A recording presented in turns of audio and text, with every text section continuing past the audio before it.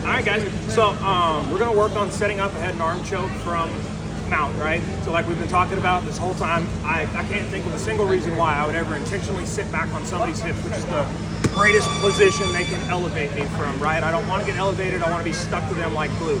Okay, so talking about the two different types of opponent that we can control the head on. One, the opponent who lets you get their arm under the head. Two, the opponent who doesn't, and we got to control the top of the head. Okay, so in the event we get our arm under the head, I want to think about taking my middle finger. I'm going to catch the under portion like of his armpit right here, and I'm going to use that to turn his head off while simultaneously sinking my hip.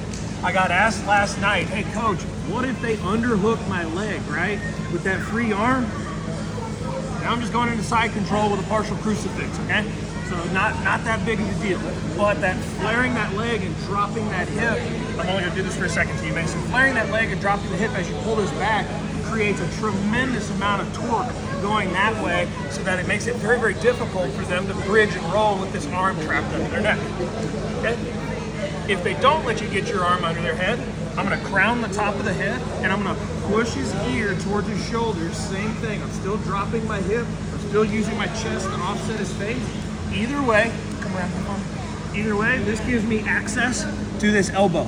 Now I can, 1, 2, I'm getting this up and away. And by the time you get their elbow up adjacent with their shoulder, you can usually stuff your arm underneath. From here, I'm gonna scoop the back over the back of their armpit area, and I'm gonna keep walking this up. Usually, you don't have to come here and push this out the way if you just pull their head out of the way, right? Just pulling this out of the way and dropping my head.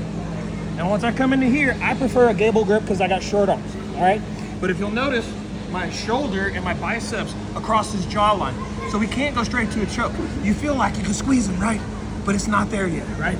So what I'm gonna do is that windshield wiper and come off, I'm actually gonna scoot back and then drive back up in so that I've got good deltoid, bicep, and forearm access to the soft tissue.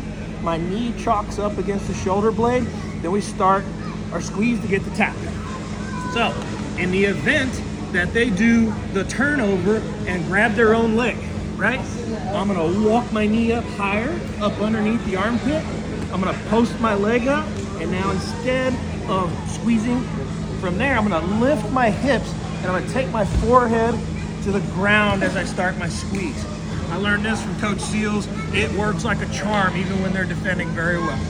Thanks, guys.